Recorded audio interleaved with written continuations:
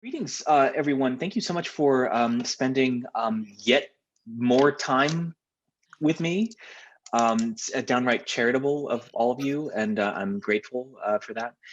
I guess somewhat as an extension of the Google Doc and our back and forth, my thinking is that this would be a continued conversation or a continuation of our conversation rather than me giving like exercises or something, because there's a lot to talk about. And maybe even before we do that, I would love to just sort of situate this less as me being an expert per se, and more about us all having our respective expertise and experiences and all being educators and teachers. And I'm interested, frankly, in being in dialogue with you all and indeed learning from you as we go. Because like I said last week, with so much of this work, I just don't have answers, right? I have driving curiosities, and I use dance and teaching to try and work towards these kinds of questions or think through some of these questions. But I'm genuinely interested in how you approach these kinds of concerns or thoughts as well. So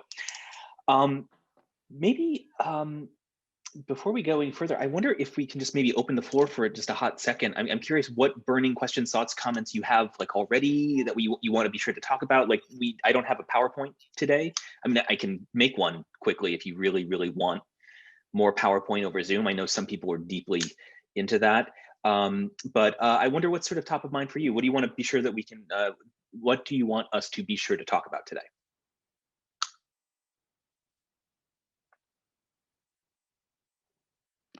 I'm really interested in the idea of um, choreographing for state and national support or choreographing for resistance, like Mhm. how the body can be used both in support of the state and maybe Mhm. to rise up against those forces. And then Sure.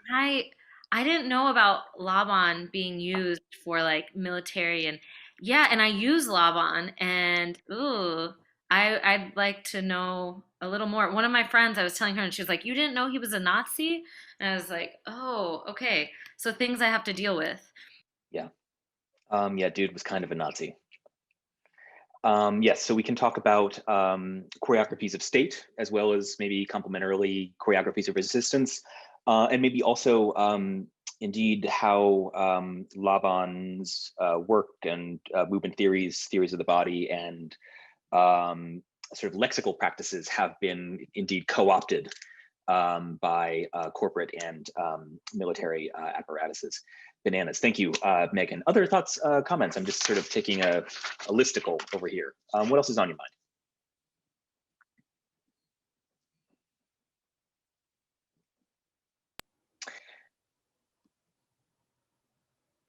Yep.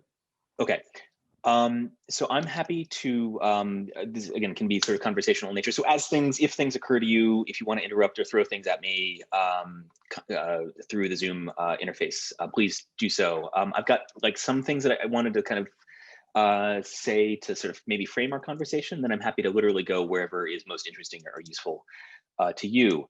Um, so I guess foremost, and we sort of ended on this note, but maybe we can pick it up from there. I mean, I'm thinking about like teaching through dance, through embodiment, through movement as a kind of liberatory practice. And I'm thinking specifically of bell hooks here. I think of my work as an educator as functionally being in the service of endowing my students with agency, allowing them to make choices for themselves and to have frameworks, theoretical, corporeal, and otherwise, for understanding the impacts of those choices that they make. Contextually, I teach a wide variety of classes ranging from improvisation, contact improvisation, to seminars that deal with surveillance theory and questions of state violence, as well as ethics of producing and curating and programming. So it's a wide kind of gamut. But again, functionally, these are all different expressions of a kind of core question, which is how can I endow my students with as much choice-making acumen as possible, given their likely inauguration into the cultural sector. Now, in improvisation specifically, and thinking again, my training is in postmodern East Village, late 90s, early 2000s style granola contact improvisation. Sure. Where you don't want too much fruit because then it becomes like brunch, you know, but like you really are pretentious about the like the oats and the stuff that's in the granola. That's my modern dance training. Sure. So the contact improvisation for me is a way of teaching pattern recognition, embodied pattern recognition. And I use these words intentionally because many of my students are not like what you would call like dance majors or even art majors necessarily. A lot of my students are coming from computer science or various kinds of like computational or neuro kinds of STEM fields.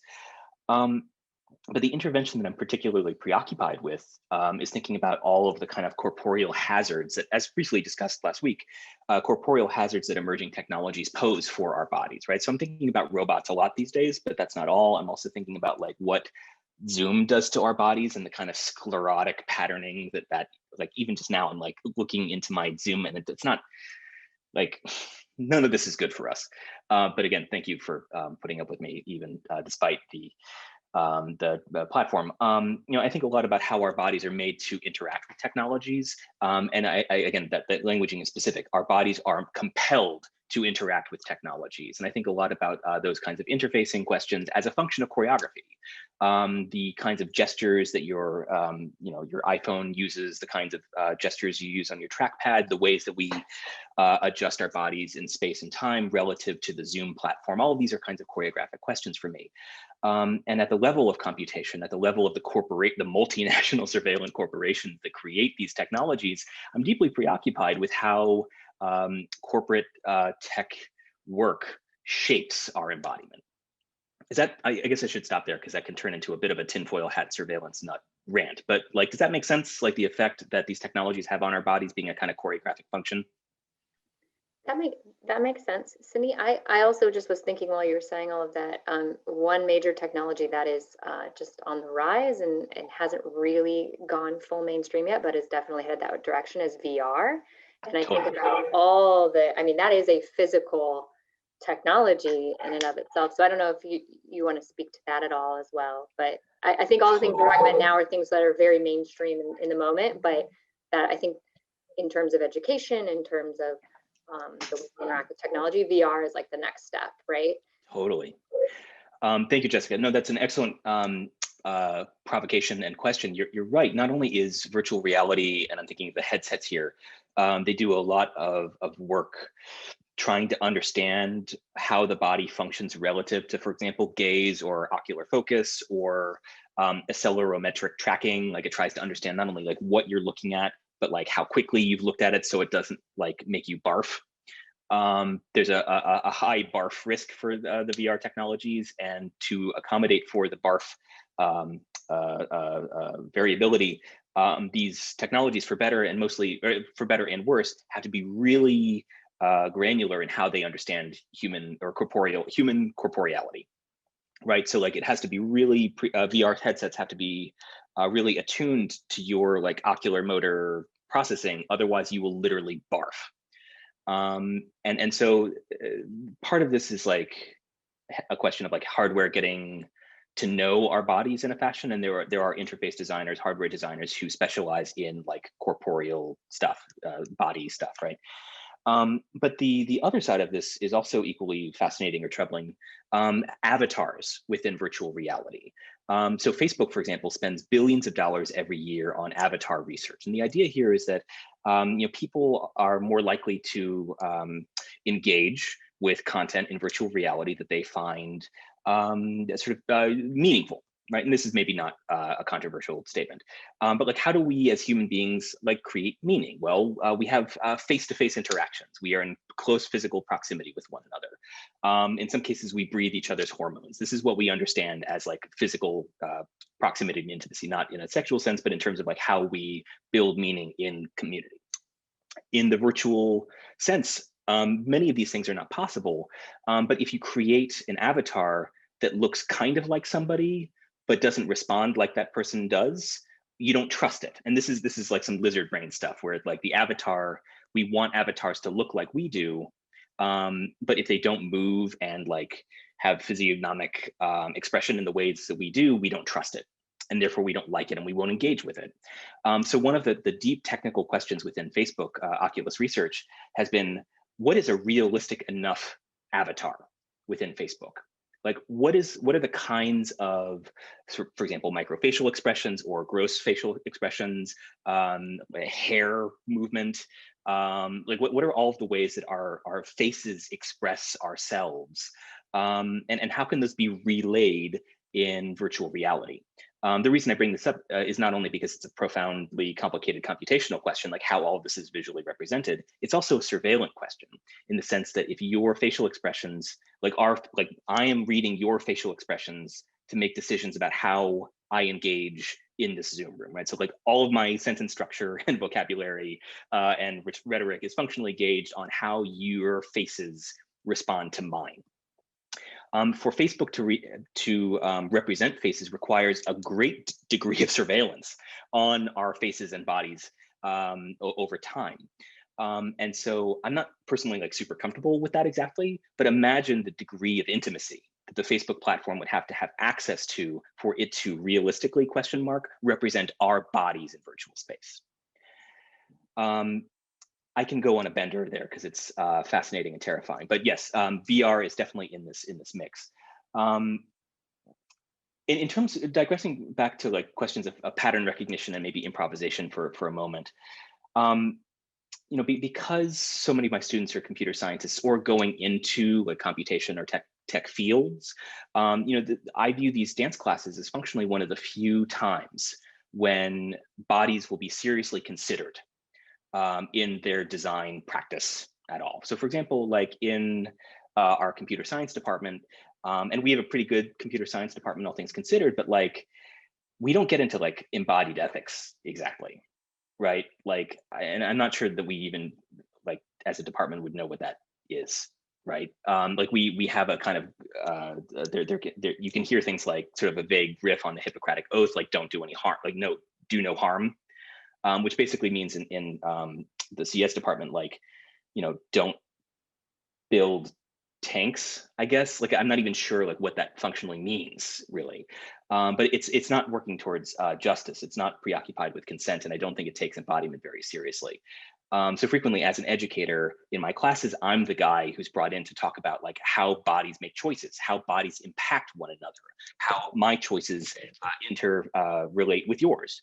And for me, and this shouldn't be, I don't think this is probably going to be surprising to any of you, but like dance is a phenomenal way to play out this kind of complexity, right? The ways that our bodies move through space and time shape and compose choices for other people continuously.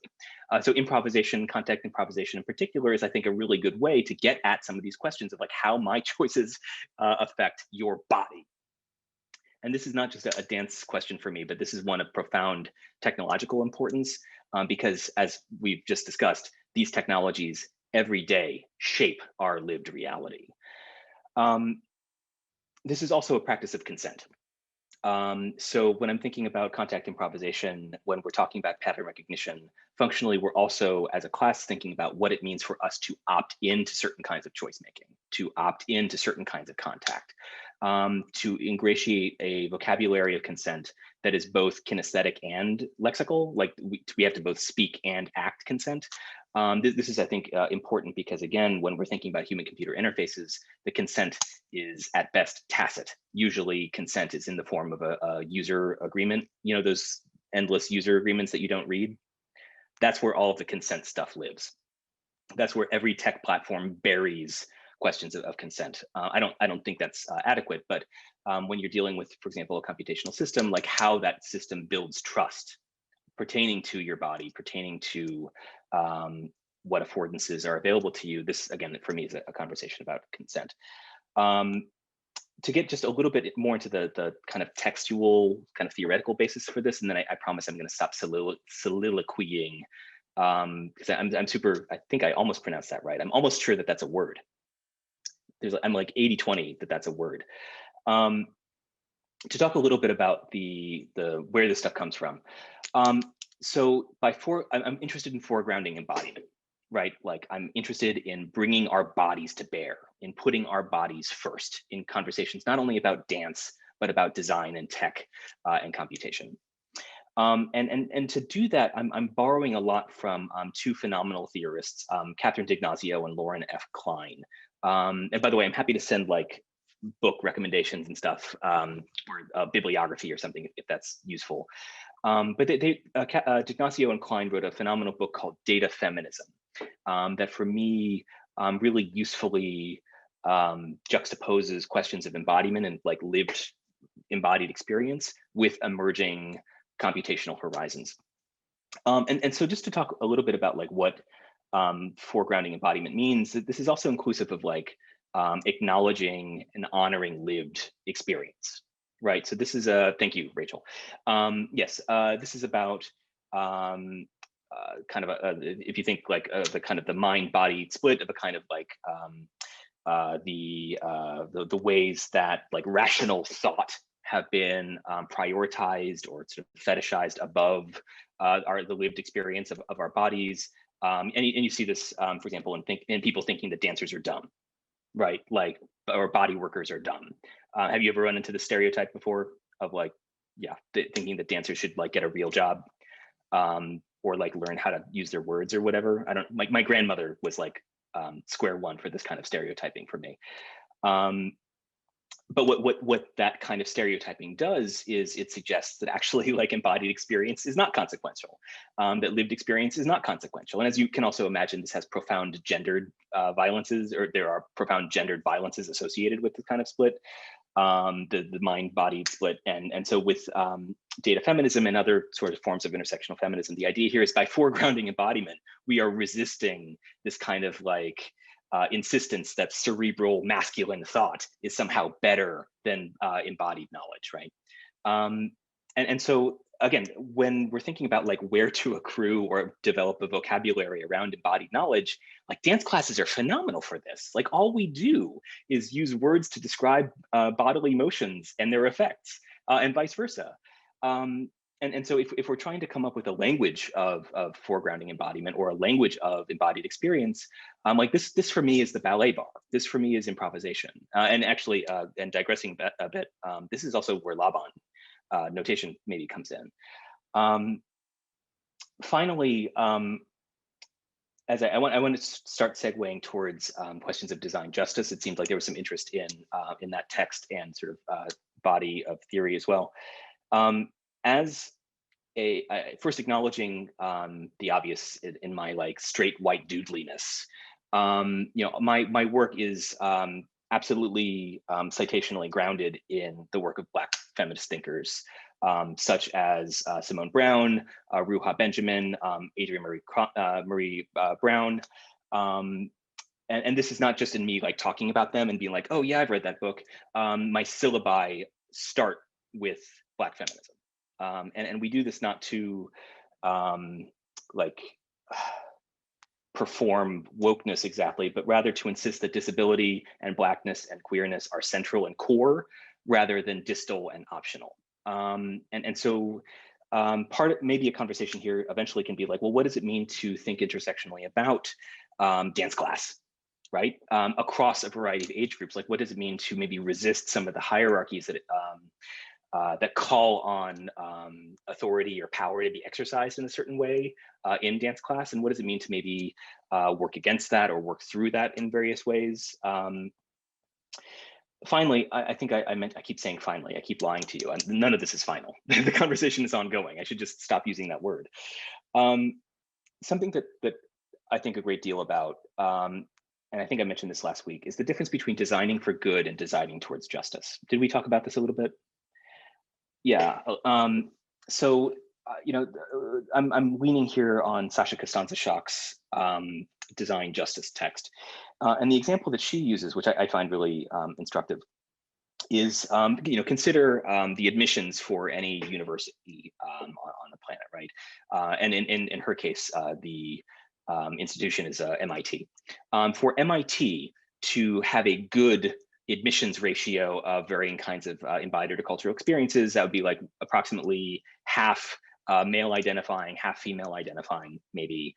Maybe it's like a third Caucasian or folks from European descent, and maybe a third folks from African American or Africanist diasporic roots, and maybe a third of other folks, right? So like you have this kind of like math of being a good, like having a good ratio in terms of like diversity.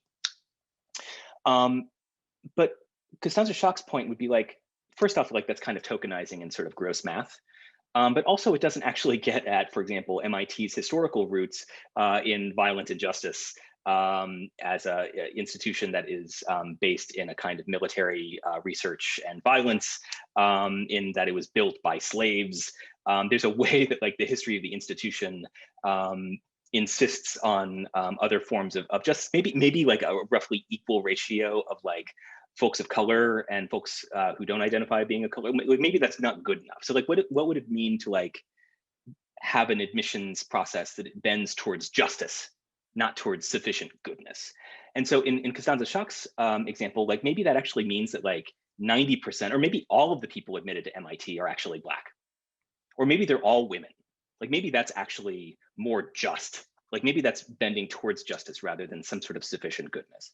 Now this is an example that I enjoy because MIT will never bend towards justice in this way. Institutionally, that's maybe impossible, but it does illuminate some of the ways that like MIT's history in this context nonetheless carry forward, even as it seems to be a good institution doing good things. Does that make sense? I'm going to pause there because I've been talking a lot and I should stop doing that.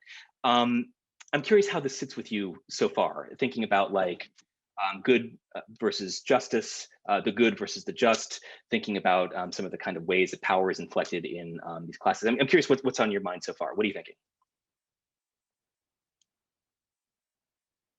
Other than my adjacent monitor makes me look really pasty. I'm sure you're all thinking that. I'll just say that because I know you're all thinking it. What else are you thinking about?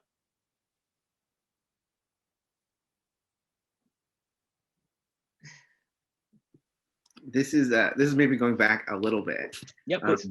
But lately I've been thinking a lot about, it seems like we're very close to an inflection point, or maybe just hit it with this pandemic, where the norm will be being on a piece of technology rather than like even still, if I'm walking around looking at my phone while I'm walking, I still do technically have the ability to turn it off and put it in my pocket. But with augmented reality and or like more subtle forms of technology that I'm interacting with, it seems like we're very close to the point where maybe I'm not even consciously aware of the fact that the way that technology is imposing on me and I'm interacting with it, and it seems very close. And or maybe it's already here with the amount of time I spend on Zoom. Totally. And I don't know. I don't know how I feel about that. I don't know.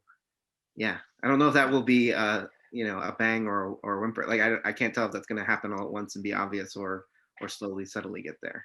Sure. Yeah. Yeah. Well, there was an article in I think it was the New York Times that had an unsubtle headline, something to the effect of people walking with their phones are agents of chaos. Did you see this article? Yeah.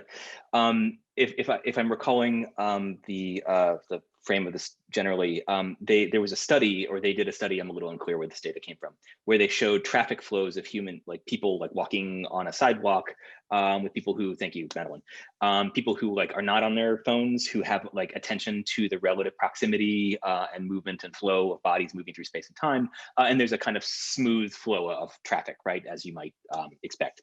But you add one person on a phone into that mix, and all kinds of chaotic reverberations erupt from an otherwise ordinary kind of flow of traffic, of foot traffic.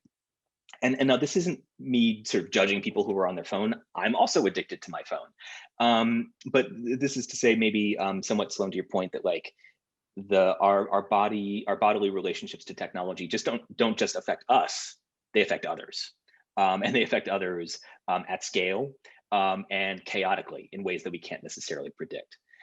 In this case, the one person on the phone is a kind of microcosm for exactly the kinds of supposedly augmentative technologies like AR that you're referring to, where you can literally imagine a future where everyone is in their own reality.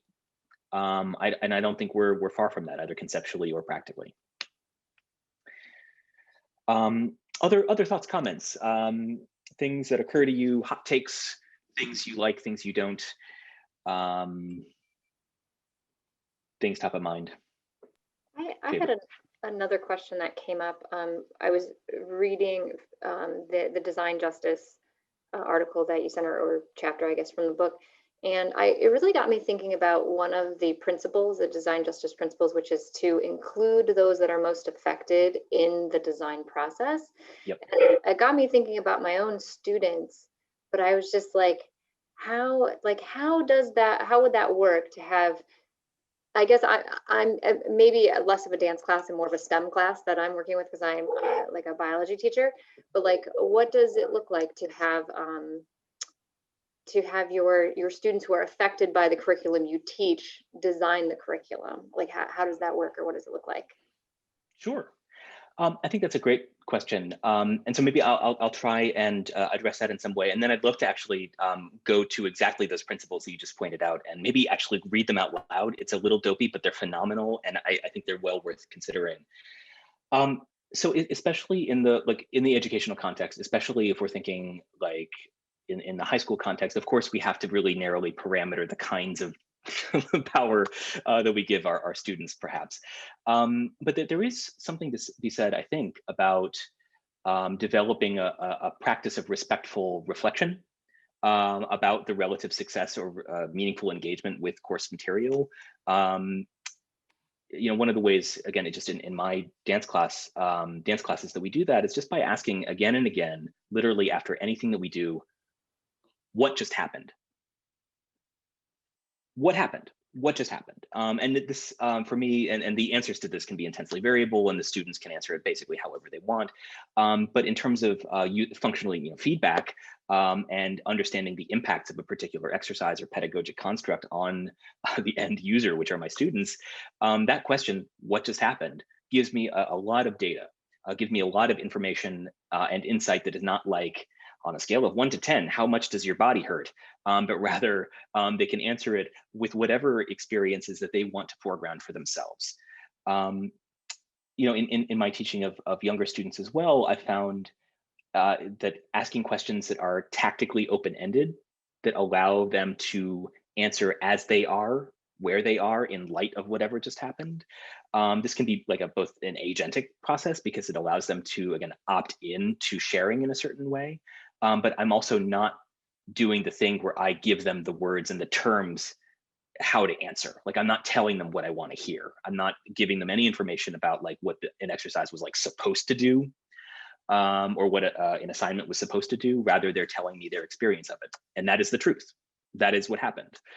But I'd love to literally read out loud those design principles because they're really exceptional. And I think they're grounded in a kind of ethic and way of existing in the world that I think is just really consequential. So Jessica, thank you for bringing that up. Does everybody have this link, the designjustice.org, read the principles? So at the risk of a certain dorkitude, can we read these out loud? Can I have like a volunteer to read one or two of these, and maybe we can popcorn to somebody else? Is that okay? Little audience participation. Can I have a volunteer to maybe read the first two principles? Danielle, the floor is yours. Sure. This is the principle one, we use design, right? Yes. Okay, we use design to sustain, heal, and empower our communities, as well as to seek liberation from exploitative and oppressive systems. Principle 2, we center the voices of those who are directly impacted by the outcomes of the design process. Beautiful, thank you. Before we read any further, I'm curious your thoughts about the relationship of those two principles, or one or the other of those principles, to your own work, to your own practice. I'm curious how that resonates or doesn't with what it is that you do. I'm thinking about this idea of whose voices are centered and then including them in the outcomes of the design process. I used to think it was cool, the gamification of education, but I noticed you just even mentioned the word users, like students as users. And I think students have to co-create the classroom with us in some way. And I agree that that's really hard when when you have 25 people in a class, when maybe I teach dance, and maybe they've never experienced dance in a studio setting. And I try to uh, find ways through guest artists to acknowledge the contributions of multiple dance forms. But I'm thinking of this idea of co-creation and co-creating curriculum as really powerful. And I'm realizing for myself that it happens more in like after school spaces as opposed to during the day spaces, where I do think students kind of receive a curriculum, or they use, they become like video game users, especially on Zoom with like Nearpod, and it's like check it off and keep going. Um, so I'm thinking about, how can we make the after school environment, or how can we make the during the day environment mirror the after school environment, where the space is more co-created and the voices of students are more centered? Totally. I think that's very well stated. I think maybe the question here is like, what are the kinds of operations, the kinds of intersocial or interpersonal operations that an after school environment permits that maybe our classrooms historically don't? And I emphasize historically here because, I don't know, like I teach in a place where, for the last 300 years or whatever, like nerds have been like at lecterns, like lecturing to hundreds of other like nerds, and they're all, white dudes or whatever. And historically that was a good idea. But, I don't know that we need to be preconditioned to think that that's a good idea necessarily. In any event, figuring out like how it is that students interface with one another, and if not reduplicating those, and like being attentive and like honoring those, even and bringing that into your classroom, even if the end result is not necessarily visible or known to you. So like it could be that like your students are in dialogue or encouraged to be in dialogue with each other in your class in a way that you can't necessarily spectate or surveil. And maybe that's okay. Maybe they don't have to be answerable to you in this moment, but the important thing is that maintaining and enabling, rather enabling and maintaining the students' relationship with one another, and that becomes a source of meaning making. I wonder if I could have a volunteer, please, to read principles 3 and 4. Please go ahead. Hi. Also, hi. Principle 3, we prioritize design's impact on the community over the intentions of the designer. Principle 4, we view change as emergent from an accountable, accessible, and collaborative process rather than as a point at the end of a process. Beautiful. Thank you. I'm curious how principles 3 and 4 maybe run into your respective practices. Understand, and I forgive me, I've skipped a step here. Notionally, these are principles of like what we call design, right? And stereotypically, like design is a thing that dudes with clipboards do, I guess, or like architects or something. I don't know. But in Costanza Schock's text, she's very careful to articulate that design is something that everybody does. Like we design our lives, we design to a certain extent our bodies, how we move through space, how we experience the world, and indeed pedagogy is ultimately functionally a design process as well. So when we see the word design here, let's understand that is inclusive of questions of teaching and pedagogy as well. Thoughts, comments on principles 3 and 4 here, on how they reverberate or not with your respective work. Please, Lizzie. Yeah, this is speaking to something that we're experiencing in our 4th grade social studies curriculum, where we're looking at colonial New York, Dutch New Amsterdam, and I think people have been afraid to really interact with and be accountable to and about slave trade and how enslaved peoples built this city, right? That to talk about the beginning of this city, we're not doing justice to the people, to our students. We're not doing justice to the paraprofessionals in our school who are, there is a very obvious racial divide that takes place once you get into who's a teacher and who's a paraprofessional and who has a say in the design of the curriculum. And so we've been really, I'm new to the grade, and it was just, wow, it's so lacking. And things got picked up upon by parents in the home who now have this micro lens on what we're doing, and coming upon a reading that, had been worked on to highlight, a positive experience of a doctor in Dutch New Amsterdam who was a person of color, but kind of glossed all the violence that got to that point. And so trying to bring more people into the conversation, both parents and paraprofessionals and teachers, to really think about who's impacted when we talk about things and when we don't talk about things. Indeed, that's hella complicated. Yeah, and so I have a fourth grader at home too, when they just started talking about the Great Migration, and this is something that's very much present here too. And did I go on a digression last week about the cotton gin? Did I talk about that here? No. So before I go on that particular tangent, I want to go back to Principle 4 for a moment, and this question of viewing change as emerging from an accountable, accessible, and collaborative process. Because to my knowledge, there is no perfect way to talk about these kinds of complexities and these kinds of histories. I'm certainly not expert in these. I have no idea how you reconcile the kinds of communities and histories and languaging like that. That's incredibly complicated. But if we understand change as emergent, as we understand that we are accountable not to a finished product, but to being earnestly and collaboratively involved in these processes as they happen, this means that failure is not an end, right? This means that we are open to learning and to improving and getting better. This is with everything from like racist slippages to curriculum development. That kind of stance, I think, is integral because ultimately we want to do better. I think I want to do better. I don't know how you end up balancing those things all told, but to have this stance informed by Principle 4 of being accountable to collaboration, to progress and process, as distinct from product, that for me goes a long way. At the very least, it helps me kind of sleep at night because I am forever imperfect, right? Yeah, I guess I'm also sort of at a loss. I'm not quite sure how to respond otherwise to your provocation, because I'm not sure how to. I wonder, it's because it's huge, right?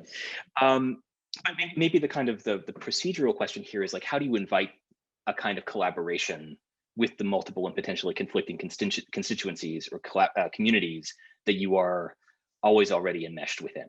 Like, what does it mean to take collaboration as a given and to think in advance of how you will facilitate across folks with different kinds of lived experience, knowing that there will inevitably be conflict, knowing inevitably that it will be your task on some level to reconcile across the irreconcilable. Improvisation is a really useful frame here, right? Like thinking about how we contend with this is, for me, a practice of improvisation. I'm going to hold off on the cotton gin. Oh, please, yes, Joanna. I was just going to mention that it just makes me think about something I've been for a long time working on in my own practice, which is, the notion of accountability as movement towards transparency with our students. Sure. So being transparent about not knowing about, and this relates to improvisation, obviously, and being, comfortable in a being instead of doing kind of place, and giving, so the process, and even as a mover, modeling being wherever I am in my body as I share that. And I used to think I could only do that with sort of older people. And over time, I've started to do that more with high school. And then I started doing it with my 7th and 8th grade. And I was, maybe I shouldn't have been, but I was surprised at how well that they responded to that. And even with 4th grade, I think as a pedagogical principle, it relates to number 4. That's all. Yeah, totally. So many thoughts in response to that. First, in the spirit of transparency, I should also note that one of my students, Madeline Greenberg, is joining us and was present also. Yeah, hi, Madeline. So there's a way, I think, that my continued performance of not knowing of being of trying to be a forever learner and demonstrating that for my students. Like this convening is perhaps ironically an extension of that. But I really appreciate this point about kind of foregrounding one's own lived embodiment, like where you are today relative to the bodies and lived experiences of your students, because like, you know, your students have bodies too, right? You know, no, please go ahead.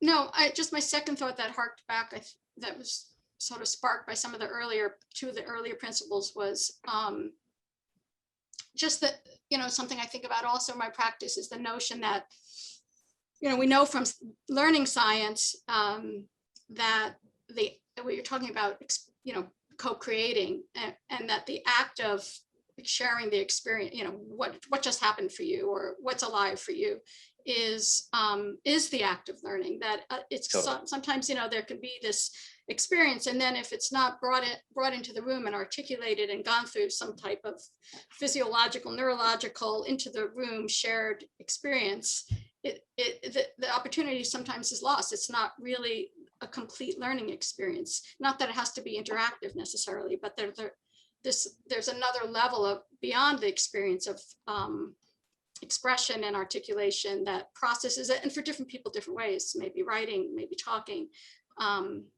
But it's interesting in your writing because I've also coined in my own little world the term metakinesthetic, which I saw you write about it somewhere. Yeah. A little bit differently than you, but sure. We can talk about that another time. But sure. I think this relates, to a metakinesthetic experience process.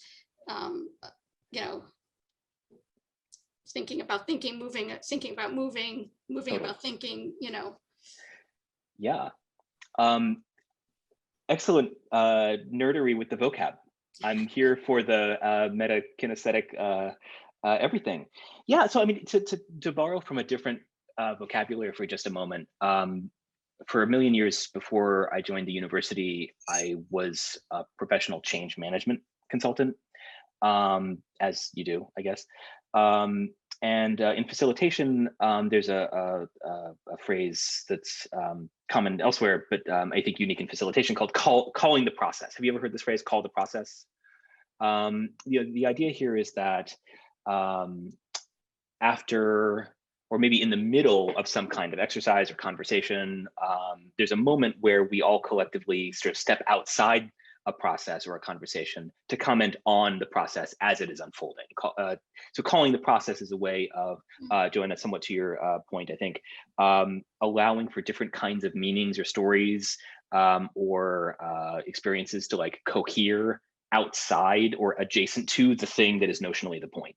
And I agree with you that like that is where the meaning formation happens. That's where the learning happens, right? When people are, when our students, when we ourselves reflect or allowed to reflect on the things that are unfolding, like that's for me a great side of profound meaning making. That's also where I just learn the most. Not in exercises per se, but in talking about exercises. You need an exercise maybe to ground that discussion. You need to facilitate a process to have a conversation about a conversation. But this notion of calling the process, I think, is really, really useful here. And this maybe also is a useful kind of pedagogic tool to like talk, to develop a vocabulary with your students about what is happening in the room. That again does not enforce certain kinds of hierarchies or enforce certain kinds of power, but rather allows our students to speak to their own experience as it happens. I wonder if I can have a volunteer to read principles 5 and 6. Perhaps in a theatrical voice, perhaps like your favorite Star Trek character, or dancer's choice, however you want to do it. I'll read in a very country Texan voice because make it so. We see the role of the designer as a facilitator rather than an expert. Principle 6. We believe that everyone is an expert based on their own lived experience, and that we all have unique and brilliant contributions to bring to a design process. That was joyful. Thank you. Yes, thank you also for the dramatic reading. Curious how those resonate or not with your respective practices. How do you read or see those?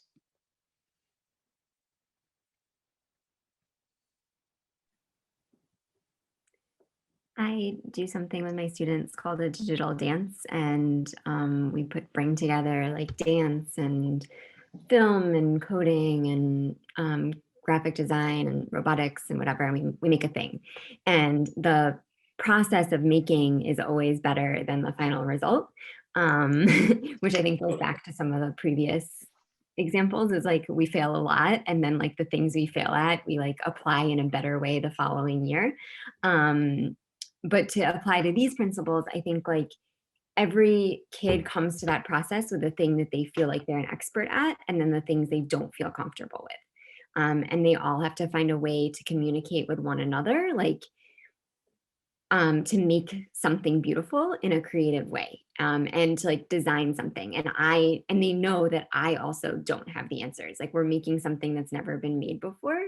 And that's what's exciting and fun about that process. So cool. That sounds like super fun. And also like I think dance here too can be really instrumental in foregrounding process, insisting on the value of process over or against a kind of product oriented or product fetishizing something capitalistic orientation here, right? But also like discovery is fun. Like learning can be fun. I mean, so, you know, fittingly enough, maybe, and Madeline was just in this meeting too. Just before this Zoom call, I was in a Zoom room with my colleague here at Brown, Stephanie Telex, who's a roboticist, Madeline, and another undergraduate student and a graduate student. And between the 5 to 7 of us, you know, we are trying to develop a new course to be taught in the spring on choreo robotics. This is, to my knowledge, maybe the first course taught across a performance studies and a computer science department that is specifically about meaning making from the movement of robots. And this is kind of fun, but it's never been done before, and we have no idea how any of this shit works. And I, you know, as a choreographer, like I'm like a technical person relative to like some other choreographers that maybe you and I know, but like I'm not a technologist. I don't know, like I knew HTML for like a period of 6 months in the early 2000s or something. I have not returned to it. I'm not good at this. And so, you know, part of these conversations, I mean, I so relish these conversations because we've attempted, grounded in these principles, by the way, we've attempted to create a kind of space where it's like where we're not knowing the answer to things is not only like acceptable, but like encouraged. Like the idea, the hope is that we are exploring these questions, these conversations in a fashion that necessarily nobody knows how to do because nobody's done them before. But like it also leads to some fascinating conversations about like, what is time?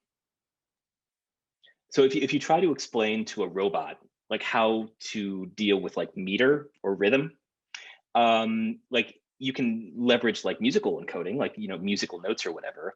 But like, how does a robot sense music? Well, it doesn't. It doesn't have any particular knowledge of how rhythm or music, you know, whatever works, unless you build something that will help a robot listen to music. But like, it's not enough to have a microphone on a robot. You actually have to teach it how to process music and understand, for example, where beats are. Like, where's the beat in a musical phrase, right? So you have to look for, you have to create a specific technology, a beat. This is all stuff that I've learned in the last month. I didn't know that any of this was a thing. Right. So you have to build software that does beat detection. But in order to understand what a beat is, you have to understand what time is. And so like, this is a deep stack of like phenomenal. You haven't even gotten to space yet. Oh my like, God. You're just talking time. I'm only talking about the relevance of like the sonic to the chronologic. Right. You're not even talking about like what that movement looks like, right, in space relative to other things. Right. Sorry to blow. No, I know there's so much work to do, right? And so this like ultimately the hope is that eventually in like 5 years or something, we will have a suite of technology or whatever that allows a robot functionally to improvise with other dancers relative to a musical score. But to get to that point requires like literally, I mean, Madeline was in a position today where we had to like define what performance was. And this is not only about like us like teaching and engaging in a kind of a pedagogic like moment, but it's also about like us deeply interrogating what it is that we think we know about like what performance is or isn't, or what time is or isn't, or what music is or isn't. And I think, I don't want to speak to the student perspective, though maybe that's something we can awkwardly put Madeline on the spot to do in a moment. Hi, Madeline. I think there's something maybe beautiful about like, not only fostering a space of constructive unknowing, but like being in that vulnerable space with our students. And so maybe, Madeline, if I might awkwardly put you on the spot, or not awkwardly put you on the spot, I'm awkward, you're not. I wonder if you can talk a little bit about that experience from the student perspective. Yeah, absolutely. I'll take like a minute to sort of echo some of this. So I was in Sydney's class when he taught design justice.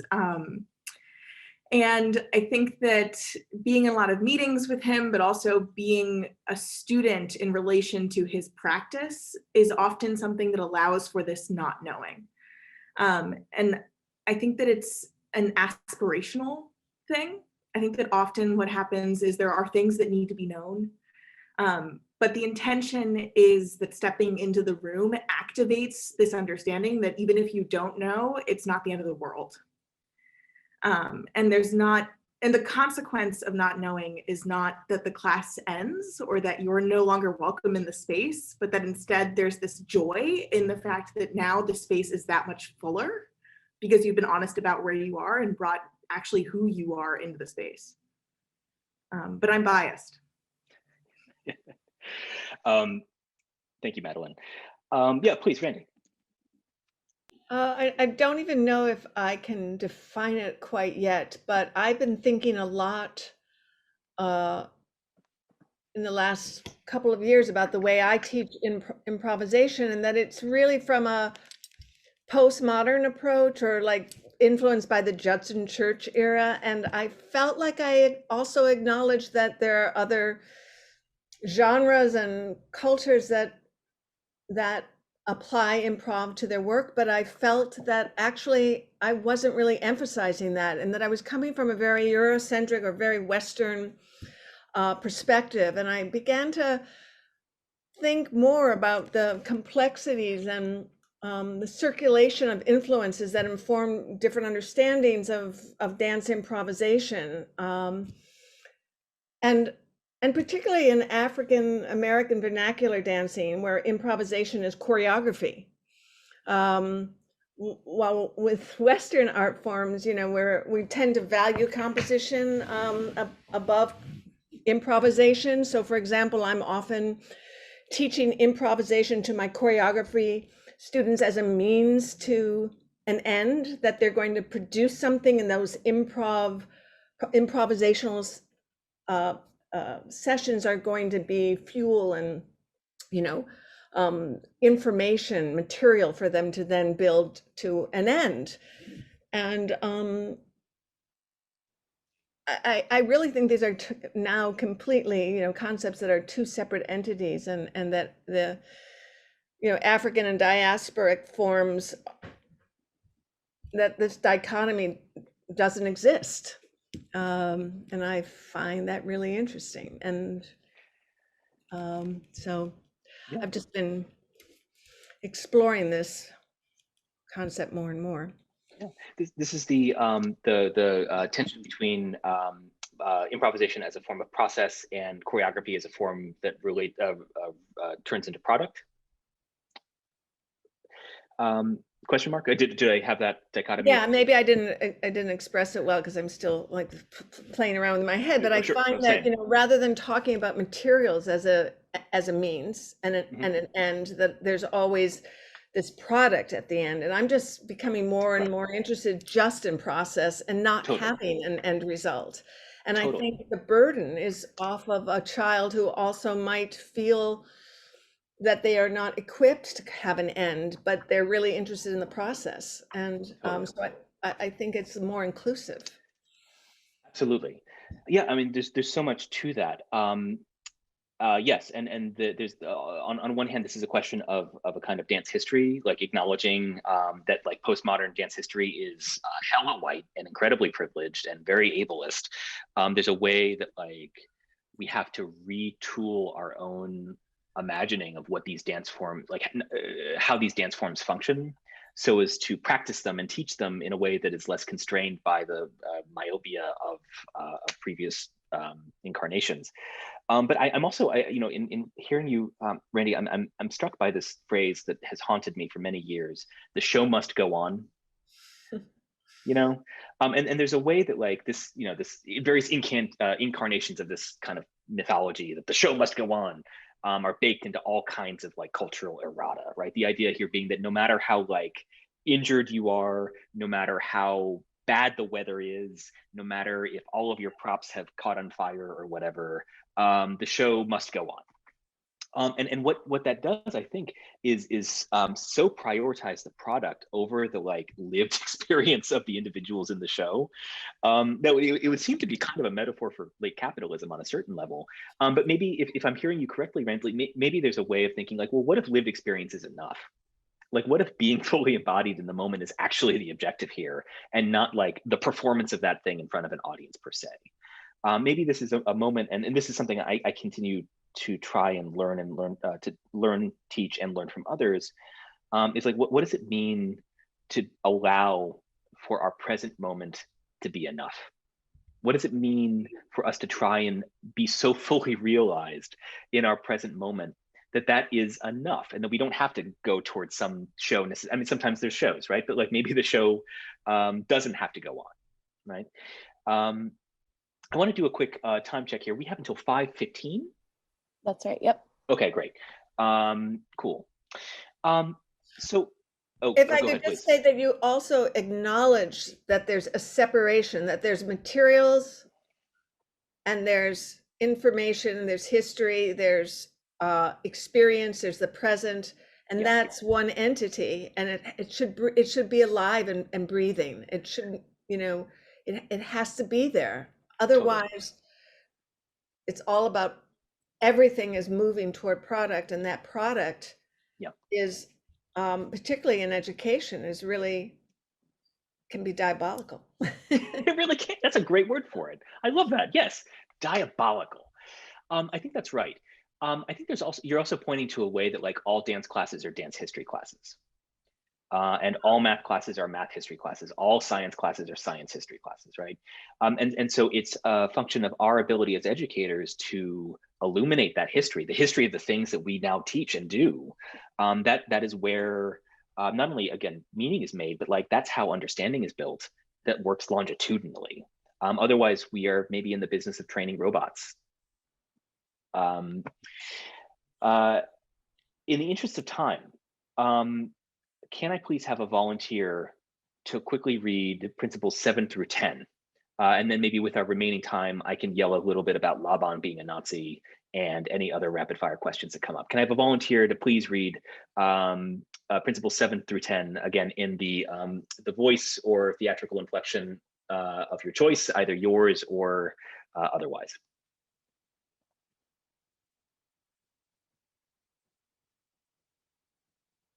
No Captain Kirk wannabes out there? No?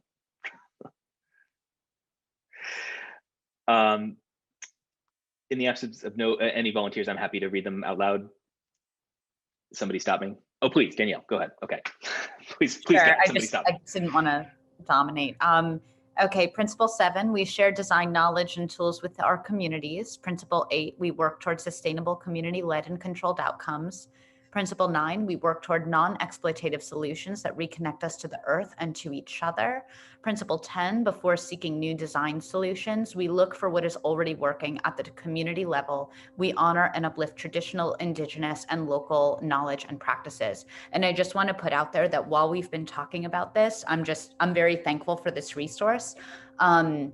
I sent it over to our school's equity team already because we've been, we have a meeting coming up about this ongoing conversation about creating a more inclusive school. And I really resonate with it. It's all the way back to principle 1. I know I'm going backwards, but this idea of seeking liberation from exploitative and oppressive systems. And this is so much more, nitty gritty with education, more so than with tech. I teach English, history, and dance to 8th graders. And I work at a screen school. And for anyone who like knows about the drama with middle schools this year, a lot of the screens have been lifted, which some of us think is a good thing. And other people are fighting vehemently to keep screens like testing into middle schools where you have literal 5th graders. I'm sorry, you can tell my bias here, but 5th graders who are immensely stressed out about what middle school they're going to get into. And that's like the structure that we live in and a school that I work in. And I love my school, but there's room for improvement here and inclusion. So we've been having this ongoing conversation about access and about making school meaningful, in the way that it's not just, I don't know, kids who go home and say, we learned Macbeth in 6th grade, like as if that, that's a badge, but more so, how do we change the focus from product to process, like we're talking about here? And it's hard because some of the conversations that have come up is abolition of grades. What would it look like if we abolish grades in a public middle school where, we're not a private school, we're not a charter school, we don't really have a lot of controls, but we're also beholden then to Regents exams as well. And so what does abolition of grades look like? And I have my own kind of privileges in teaching 8th grade ELA and history as a combined humanities class where we don't have a Regents for the kids to worry about. So I can kind of think in my own room, okay, what if we do this portfolio dissertation type thing and make it really meaningful about growth? And but then comes all of this structure, the exploitative and oppressive system of, and this whole idea of like, how do we generate something new when we're part of a system that points to other schools or points to other places and says, but that's not preparing them for the reality of the capitalist society in which they're going to then like have to get into high school and have to get in. Sure. So anyway, I just want to say like, thank you for this resource because I just sent it over as a way to put language towards something we can actually point to and say like, look, these are beautiful things that we can do. We just need to be brave enough to actually go for it and be and not worry, like, not worry about what everyone else is doing. So thank you for this. No, totally. There's so much to that. Thank you, Danielle, for your reading and also for your reflection here. There's so much there, as though other people were doing it right, as though critical mass was an indication of correctness. The design justice text and the bibliography, the books at the end of the book are the books at the end of the book. That's correct. Are also, I was like, I had to think about that for a second. Really, really wonderful, especially as not only as a practice of like continuous like learning, but like there's a way that you can't turn off this conversation once you start it, right? And this for me has been the learning of the last 2 or 3 years. Like what does it mean? Like if we agree that these principles are a good idea, and that the kinds of the diagnosis of American power and principles of design that are encoded here, like that this is worth doing, not just thinking about, not just talking about, but practically doing. That I don't know how you step away from that. And outside of a practice of continuous learning and iteration and trying. So the work for me, I'm like touching my face so much out of like a kind of like fear and like emotionality here. I want to ever more be ingratiated into these principles, right? Like I foreground these principles specifically because I'm not a master of them. Like I'm not expert in all of these things, but I very much want to be. And I guess the question, you also bring up a question, I think, of a kind of parasitical resistance, of a kind of way of like working within larger complicated systems that we may or may not agree with, to maybe put it diplomatically. There is a phenomenal book called Madeline, let me know if I'm screwing this up. It's The Art of Parasitical Resistance. Is that what it is? I think that's what it is. That is specifically about the art that is created in a moment of capitalism when we don't have a choice but to exist within these larger frameworks that we know are always already compromised. We know are already violent and have histories that are intractable and terrible. There's a question of what it means to exist within these systems parasitically, which is to say, like, redirecting resources as we can, given the agency and power that we have. Yeah, thank you, Madeline. This is what Madeline does in my classes, where like there's a book that I read. I promise I've read the book. I just can't remember the name of it or the title of it because I have young children and I have no brain cells anymore. But there's a way that, like,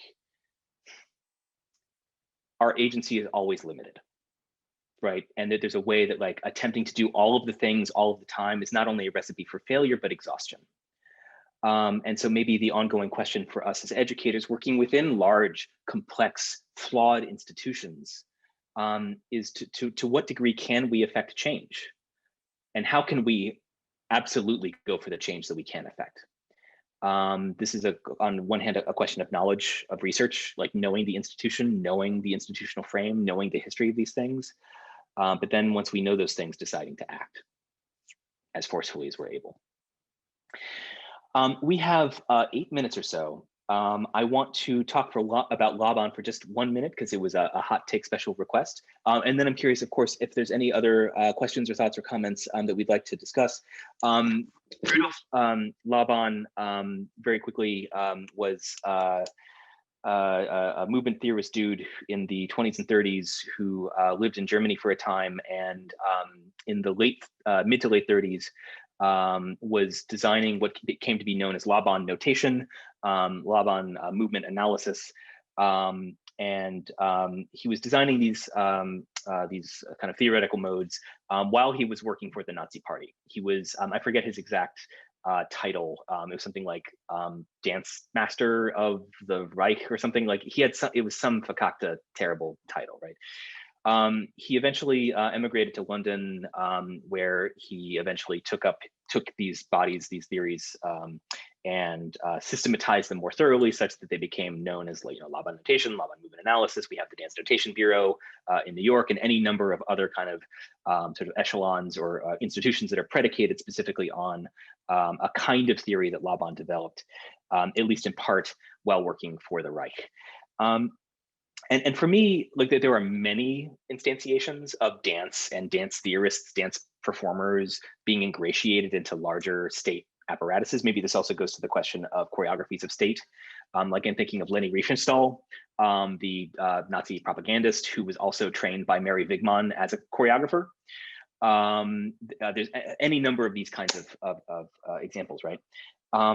But so that the conversation from a pedagogic perspective is like how to acknowledge that these histories are violent. That dance history is violent. Like, ballet is like a French martial art functionally. Like, these things are absolute, like, violence is encoded in all of these forms in various respects. But how those violences function, understanding how that violence functions and has functioned, is how we eventually understand how to resist and how to imagine and work otherwise.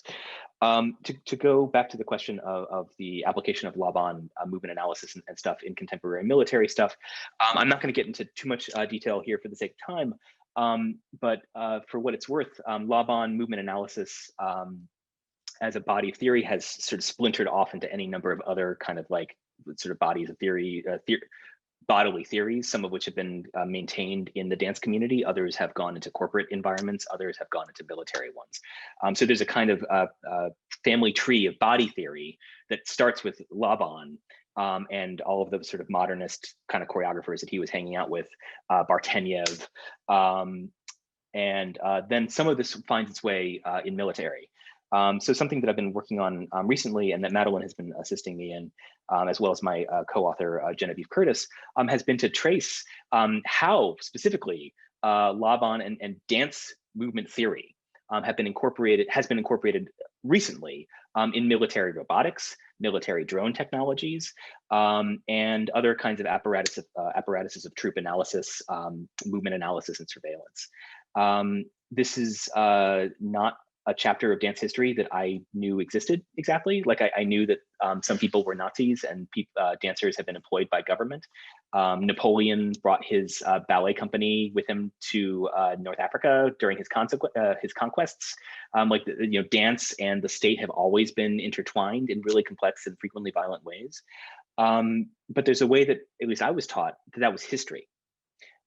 Turns out that dance history is right now, and the ways that the state and our art have worked in the past are very much how they work right now as well. Thus the need for resistance, thus the need to teach history, thus the need to to fully ingratiate design justice or questions of justice in our practices, because if we don't, the status quo will be perpetuated forever. So with 4 or so minutes remaining, what else is on your mind? What else should we talk about? What should we do? What should we do?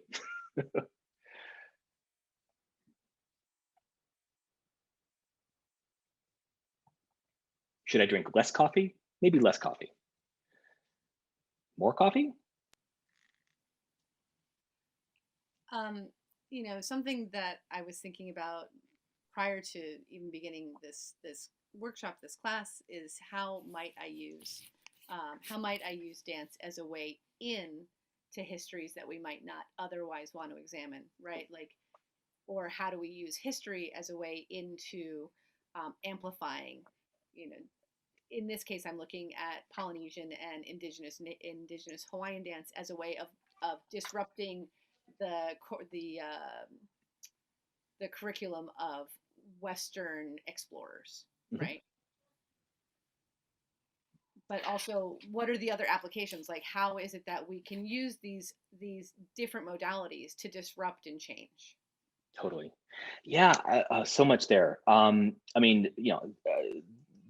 dance history, the performance history of the haka, of capoeira, like there's so many ways that dance not only relates to the state, but resists it.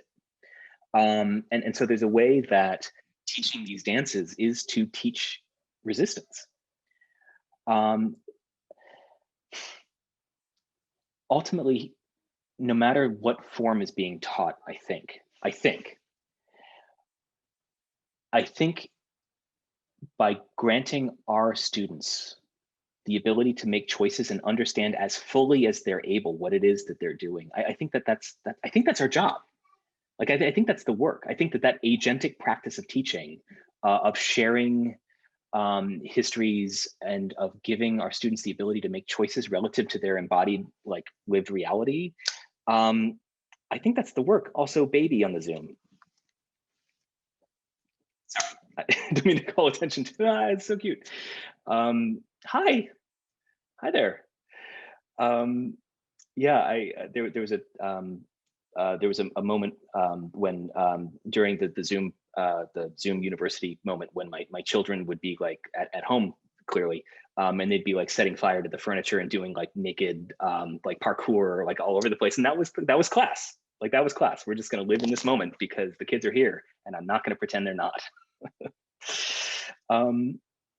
But so maybe there's a way that like not only is teaching maybe a practice of like engaging with our students' agency, but maybe, and I'm thinking of many of your points here today as well, like maybe our ability to like communicate our own lived reality, communicate our own like the material reality of our bodies, how we live and feel and think and breathe.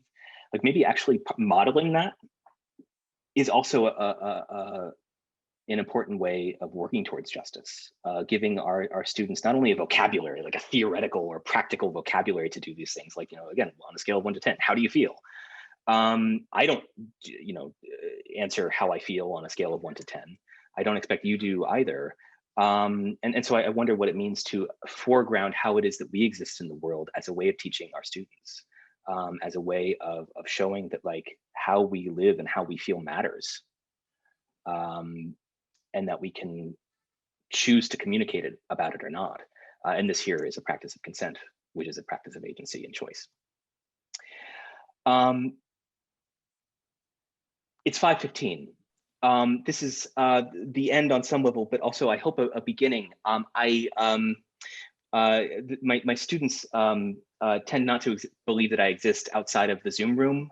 I ran into one of them in a grocery store, and they literally tripped over one of those big things full of like breakfast cereal or whatever to like get away from me because my presence was so alarming. But I continue to exist outside of the Zoom room. If there's anything I can do to be useful or of support or be in community with you, please let me know. I'm here with and for you, and happy to be either a resource or an interlocutor or a nerd in arms with you. And please let me know if there's any way I can be useful going forwards. And thank you for your time.